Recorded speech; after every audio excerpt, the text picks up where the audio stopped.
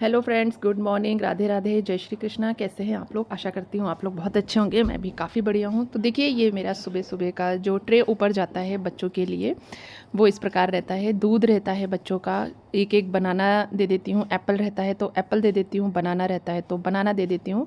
जैसा जो भी फ्रूट रहता है वो एक फ्रूट दे देती हूँ। साथ ही मैं थोड़े से बादाम दे देती हूँ। अभी अखरोट ख़त्म हो गए हैं तो अखरोट नहीं दिया है, नहीं तो थोड़े से अखरोट डाल देती हूँ। मुझे लगता है कितना हेल्दी से हेल्दी खाना मैं अपने बच्चों को दूँ, कितना हेल्दी चीज़ें दूँ कि बच्चे मेरे जो है ना अच्छे हेल्दी रहें। थोड़ी सी भी तबीयत ख़राब होती है ना तो मुझे बहुत घबराहट होने लगती है। आप लोगों को कैसा लगता है जब बच्चों की थोड़ी सी तबीयत ख़राब होती है? किस तरीके से आप उस सिचुएशन को फेस करते हैं? मुझे कमेंट बॉक्स में कमेंट करके बताइएगा। और अपने बच्चों को हेल्दी से हेल्दी खाना फूड देने के लिए, लंच देने के लिए आप लोग क्या क्या ट्राई करते हैं वो भी मुझे ज़रूर बताइएगा, मेरे साथ शेयर कीजिएगा। और मेरे ये ब्लॉग आप लोगों को कैसे लगते हैं कमेंट बॉक्स में कमेंट करके बताइए। आशा करती हूँ कि आप लोगों को जो मेरे ब्लॉग्स हैं वो पसंद आते होंगे, क्योंकि जब आप लोगों के प्यारे प्यारे से कमेंट आते हैं ना तो मुझे समझ में आता है कि हाँ, जो भी मैं ब्लॉगिंग कर रही हूँ, जो भी मैं आप लोगों को बता रही हूँ, जो भी अपनी सिचुएशन दे रही हूँ, तो वो आप लोगों को अच्छी लग रही है। तो अगर आप लोगों को ब्लॉग पसंद आते हैं ना तो प्लीज़ ब्लॉग को लाइक और कमेंट ज़रूर किया कीजिए। चैनल को अगर आपने सब्सक्राइब नहीं किया है अभी तक तो प्लीज़ चैनल को भी सब्सक्राइब कर लीजिए। तो चलिए ब्लॉग पर बने रहिए। अब हम अपना आज का रूटीन स्टार्ट करते हैं। तो बच्चे स्कूल जा चुके थे और आज मेरी मेड नहीं आई थी, तो मैंने सोचा कि चलो आज मैं बेडशीट वगैरह सब कुछ चेंज कर लेती हूँ। जिस दिन वो नहीं आती ना उस दिन मैं बहुत सारे एक्स्ट्रा काम निकाल लेती हूँ, क्योंकि बच्चे हैं जो वो 2 बजे तक आएंगे तो बहुत सारे काम जो है ना वो मैं कर लूँगी। तो बेडशीट चेंज करनी है मुझे, और बेडशीट मैं ना 15 दिन में एक बार चेंज करती हूँ। कभी कभी 15 से 20 दिन भी हो जाते हैं, क्योंकि यहाँ पर मेरे इस घर में, जब मैं पहले वाले घर में रहती थी वहाँ मुझे वीकली चेंज करनी पड़ती थी। बट यहाँ पर है ना गंदी नहीं होती। घर इतना बड़ा है, घर गंदा नहीं होता तो बेडशीट्स भी गंदी नहीं होती हैं। अगर आपका फर्श गंदा होगा, घर गंदा होगा तो बेडशीट्स जो है ना वो कंटिन्यूसली गंदी होती हैं। क्योंकि कितना भी बोले, बच्चे जो है ना पैर पोंछ करके बेड पर नहीं आते हैं, वो ऐसे ही आ जाते हैं। और हम लोग जो है ना वो घर में स्लीपर वगैरह नहीं पहनते हैं, क्योंकि मंदिर है बीच में, तो कहाँ कहाँ मतलब स्लीपर उतार करके आएँ और करें। तो इसलिए सिर्फ ठंड में, जब बहुत ज़्यादा ठंड हो जाती है तभी हम और मैं, मेरे हस्बैंड और बच्चे स्लीपर या सॉक्स वगैरह डालते हैं। नहीं तो हम लोग जो है नंगे पैर ही अपने घर में रहते हैं। मुझे थोड़ा सा ऐसा लगता है ना कि घर में स्लीपर पहन के रहना मुझे ठीक नहीं लगता। घर में कहते हैं ना कि स्लीपर पहन के नहीं रहना चाहिए। जिस तरीके से मंदिर आप स्लीपर पहन के, चप्पल पहन के नहीं जाते हैं, उसी तरीके से आपका ये घर भी मंदिर होता है, एक मंदिर के समान है। तो घर में भी आपको ज़्यादा से ज़्यादा जो है ना चप्पल वगैरह यूज़ नहीं करनी चाहिए। खाना बनाते समय तो बिल्कुल भी नहीं करनी चाहिए। तो बस वही रूल मैं जो है फॉलो करती हूँ और चप्पल पहन करके घर में नहीं रहती हूँ। घर को साफ़ सुथरा रखती हूँ बराबर। थोड़ा सा भी गंदा हो जाता है, मेड के जाने के बाद भी अगर मुझे ऐसा लगता है कि अच्छे से साफ़ नहीं हुआ है तो मैं उसकी साफ़ सफाई कर लेती हूँ, झाड़ू लगा लेती हूँ, इवन पोछा लगा लेती हूँ, वाइपर चला धो करके वाइपर चला देती हूँ। घर को साफ़ रखती हूँ, ना कि मतलब चप्पल पहनती हूँ। तो चप्पल मैं बिल्कुल यूज़ नहीं करती हूँ घर के अंदर। हम लोग हैं जो चप्पल घर के अंदर यूज़ नहीं करते, सिर्फ ठंड में यूज़ करते हैं। तो देखिए मैंने बेडशीट चेंज कर दी थी। बेडशीट कैसी लग रही है मुझे कमेंट बॉक्स में कमेंट करके बताइएगा। ये मैंने लोकल मार्केट से ही ली थी। काफ़ी अच्छी लंबी चौड़ी बेडशीट है। फैब्रिक देखते हैं धोने के बाद कैसा निकलता है, क्योंकि अभी मैंने ये पहली बार डाली है। ये बेडशीट मैं कुछ दिनों पहले परचेस करके लाई थी, बट मैंने डाली नहीं थी। बट अब ना इस बेड की बेडशीट्स जो थी ना वो फट गई हैं, तो मैंने फिर ये नई बेडशीट निकाल ली। वैसे मैं ज़्यादातर जो है ना बेडशीट्स दिवाली पर ही नई निकालती हूँ, नई बेडशीट डालती हूँ दिवाली पर, और चेंज जो है मैं दिवाली पर ही करती हूँ। बट अभी बिल्कुल भी एक भी बेडशीट नहीं थी इस बेड के लिए, तो ये मैंने नई बेडशीट रखी हुई थी, सो मैंने डाल ली। और मुझे ना घर के सामान परचेस करना, जैसे बेडशीट्स हो गई, रनर हो गए, सोफ़े के कवर हो गए, और इस तरह की चीज़ें परचेस करना बहुत पसंद है। और ऐसा लगता है ना कि घर की चीज़ें लेके आती हूँ ना तो मुझे उतनी ही खुशी होती है जितना मैं अपने लिए शॉपिंग करती हूँ तो खुशी होती है। बल्कि ये कहूँ कि उससे भी ज़्यादा खुशी जो है ना मुझे घर की शॉपिंग करने में होती है। किस किस के साथ ऐसा होता है प्लीज़ मुझे कमेंट बॉक्स में कमेंट करके बताइएगा। मुझे तो घर के लिए शॉपिंग करना बहुत ज़्यादा पसंद है। घर का इंटीरियर का सामान, डेकोरेशन का सामान, बेड शीट्स ले लीजिए आप, सोफ़े कवर ले लीजिए, रनर ले लीजिए, टेबल क्लॉथ ले लीजिए, कुछ भी मुझे ऐसा सामान अगर मिलता है और जो मैं परचेस करती हूँ ना तो मुझे बहुत ज़्यादा खुशी होती है। तो बस देखिए मैं पिलो कवर वगैरह डाल रही थी और आराम से मैं जो है ना आज काम कर रही थी।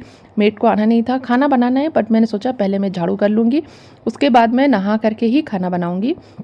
क्योंकि बच्चे स्कूल गए हैं और बच्चों का जो टाइमिंग है ना मेरा वो बहुत लंबा होता है। सुबह 6:30 से निकलते हैं और वो 2:30 के बाद ही आते हैं। तो मतलब इतना सारा टाइम होता है मेरे पास घर के काम करने के लिए।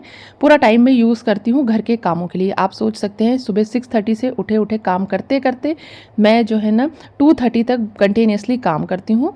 थोड़ा बहुत जो है अगर फ्री हो जाती हूँ तो एडिटिंग वगैरह कर लेती हूँ, अदरवाइज़ जो है अगर टाइम नहीं मिलता तो सिर्फ काम करती रहती हूँ। तो कंटिन्यू इतना काम करने के लिए आपके शरीर में जो है ना एनर्जी अच्छी होनी चाहिए। तो बस अपने शरीर की एनर्जी बनाए रखने के लिए और मतलब अच्छे से अच्छा वर्क करने के लिए मैं ना अच्छे मतलब एक्सरसाइज करने की भी कोशिश करती हूँ। जैसा मुझे टाइम मिलता है मैं एक्सरसाइज ज़रूर करती हूँ। और देखिए मैं दूसरे रूम में आ गई और अब मैं इस रूम में भी मतलब झाड़ू लगाने के लिए आई, पर मुझे लगा कि यार थोड़ा सा रूम ज़्यादा गंदा हो रहा है, कपड़े बहुत सारे हो गए थे फोल्ड करने के लिए। और ये जो मेरा आर्टिफिशियल प्लांट रखा था ना जो ये भी काफ़ी गंदा हो गया था। तो कई दिनों से मैंने इसको क्लीन नहीं किया था, तो मैंने कहा चलो लगे हाथ इसको भी क्लीन कर लेते हैं। तो मैं ना वैसे तो सर्फ के पानी में क्लीन करती हूँ, बट मैंने देखा कि ये कपड़े से ही साफ़ हो रहा था, बहुत ज़्यादा गंदा था नहीं। तो मैंने कहा चलो सिर्फ इसको कपड़े से ऐसे ही साफ़ कर लेती हूँ और इसी तरह से साफ़ करके इसको अभी लगा दूँगी। सर्फ के पानी में जो है ना बाद में साफ़ करूँगी, क्योंकि उसके लिए थोड़ा ज़्यादा एक्स्ट्रा टाइम चाहिए रहता है। तो मैं ज़्यादातर जो भी प्लांट मैंने आर्टिफिशियल प्लांट लिए हैं, परचेज़ किए हैं, वो मैंने बड़ी लीफ के प्लांट परचेज़ किए हैं। क्योंकि जब बड़ी बड़ी लीफ के आप प्लांट परचेज़ करते हैं ना तो क्लीनिंग में बहुत अच्छा रहता है। और देखिए हर जगह जो है ना आप रियल प्लांट्स नहीं रख सकते हैं, आपको आर्टिफिशियल प्लांट लेने ही पड़ते हैं, क्योंकि ये जो है ना घर को अच्छा लुक देते हैं, सुंदर लगते हैं, साथ ही साथ लो मेंटेनेंस रहते हैं। अगर आप रियल प्लांट रखेंगे तो उनका मेंटेनेंस थोड़ा सा ज़्यादा हो जाता है कि आपको अंदर करना है, बाहर करना है, उन्हें निकालना है, रखना है, प्रॉपर पानी देना है। तो मैं रियल प्लांट्स भी मेरे घर में काफ़ी सारे हैं जो कि आपने देखे हुए हैं, बट अंदर रूम्स के लिए और हॉल के लिए, लिविंग एरिया के लिए मैंने जो है ना कुछ नकली प्लांट्स भी लेकर आए हुए हैं। और ये प्लांट्स जो है मेंटेनेंस तो इनमें होता नहीं है, बस इनकी क्लीनिंग करनी होती है।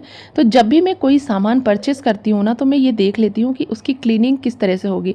वैसे कई बार ऐसा होता है कि सामान ले लेते हैं हम, बहुत अच्छा लगता है, तो बाद में क्लीनिंग की प्रॉब्लम तो होती है, बट ज़्यादातर मैं देख कर लेने की कोशिश करती हूँ कि सामान कैसा लग रहा है और साथ ही साथ जो है ना वो क्लीन कैसे होगा।